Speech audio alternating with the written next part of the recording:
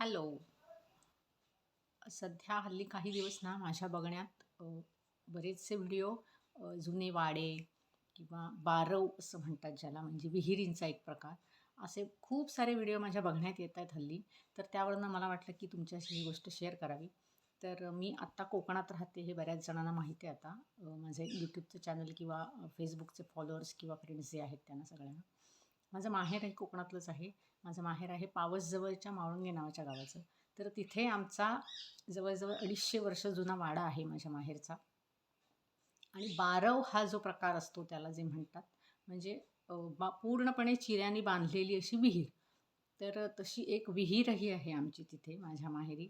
तर वाडा वाडा म्हटलं की तो चौसोपी वाडा असाच आहे. चौसोपी वाडा आहे पूर्ण. त्याच्यात आम्ही 3 बिऱ्हाडं राहायचो त्या वाड्यामध्ये. आणि मध्ये त्याला मोठं अंगण आहे. त्या अंगणात बरोबर मध्यभागी एक तुळशी वृंदावन आहे.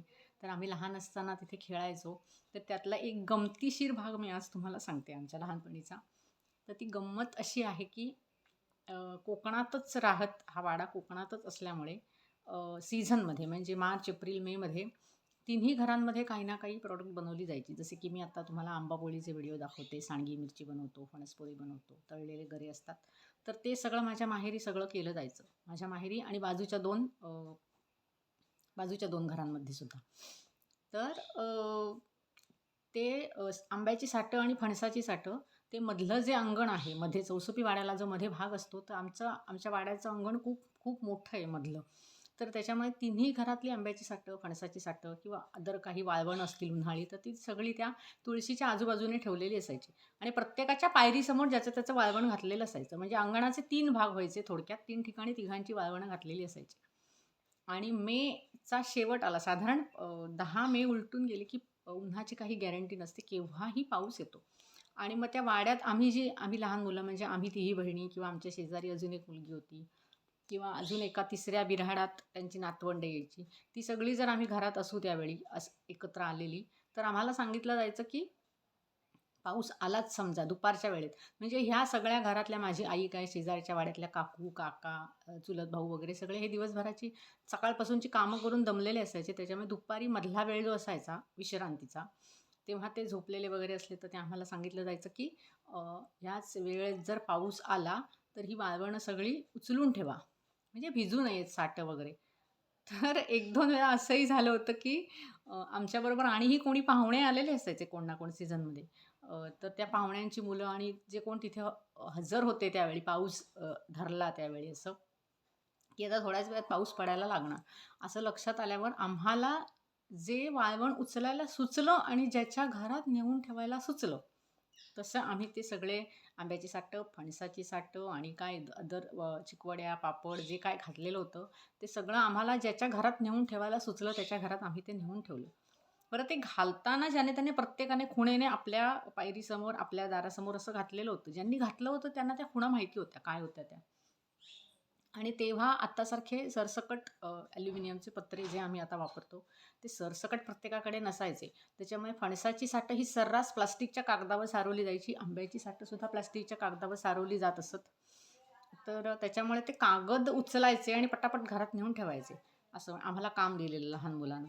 तर आम्ही 2दा तरी हा काय पराक्रम म्हणू त्याला, असा केला होता, की शेजारच्या काकूची साठं आमच्या घरात, आमची साठं त्या तिसऱ्या बिऱ्हाडात, त्यांची साठं आणि त्या काकूच्या बिऱ्हाडात, ह्यांच्याकडचे पापड त्यांच्या घरात, त्यांच्याकडे चिकोड्या त्यांच्या घरात, असा सगळा गोंधळ घालून ठेवला होता आम्ही.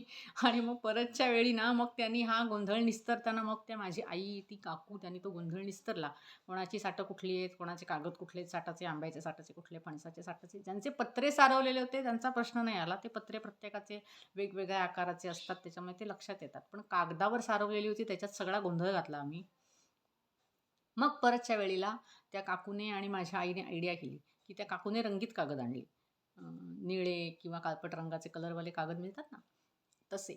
आणि माझ्या आईने ट्रान्सपरंट कागद घेतले. म्हणजे आम्ही जर परत तसा गोंधळ घातलाच, ह्याची साठं त्याच्या घरात, त्याची साठं त्याच्या घरात, तर तो त्यांना निस्तरता यावा ह्याची सोय म्हणून त्यांनी ते परतच्या वेळी रंगीत कागद आणले. तर अशी ही सगळी मजा होती लहानपणीची.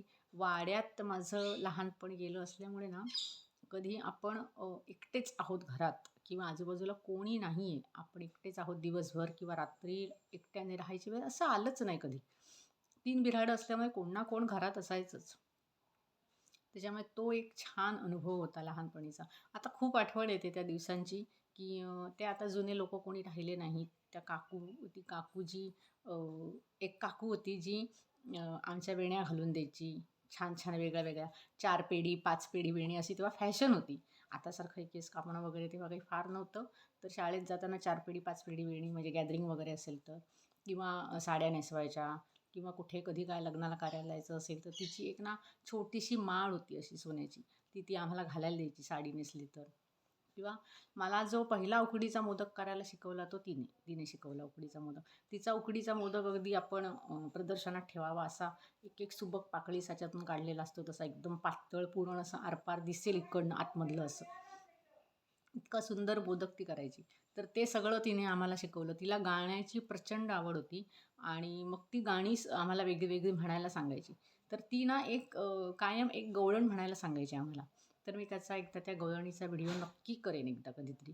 फार कोणाला माहीत नाही आहे ती गवळण. तिनेच आम्हाला शिकवली आणि मग ती कायम आमच्या गावात कधी उत्सव किंवा काही असलं, की ती आम्हाला ती गवळण म्हणायला सांगायची. म्हणजे एखादा माणूस मुळातच कलाकार असतो ना, तसं होतं तिचं. तिने रांगोळीची एक साधी रेष जरी काढली तरी ती इतकी सरळ यायची, की आम्हाला फार कौतुक वाटायचं तिचं. तिचं म्हणजे एकंदरीतच सगळं करणं असं एकदम छान असं रेषेत, शिस्तबद्ध वागणं वगैरे असं म्हणतो ना आपण, तसं होतं. तर तिने खूप गोष्टी शिकवल्या आम्हाला. आता खूप आठवण येते आम्हाला तिची. तिथे गेलं ना, की तिची आठवण येतेच प्रत्येक वेळी. तर तिचं नाव होतं प्रभा काकू. आता हा माझा व्हिडिओ जे कोणी बघतील आणि जे तिला ओळखत असतील ना, त्याला प्रत्येकाला नक्की तिची आठवण येईल. तर तुमच्याही अशा लहानपणीच्या आठवणी असतीलच प्रत्येकाच्या काही ना काही. माझा हा व्हिडिओ बघितल्यानंतर खूप जणांना आपलं बालपणही आठवलं असेल. माहेरच्या काही गोष्टींच्या आठवणी झाल्या असतील. तर असंच सहजच तुमच्याबरोबर ह्या लहानपणीच्या गोष्टी शेअर केल्या. व्हिडिओ आवडला तर लाईक, शेअर आणि सबस्क्राईब करायला विसरू नका. बाय.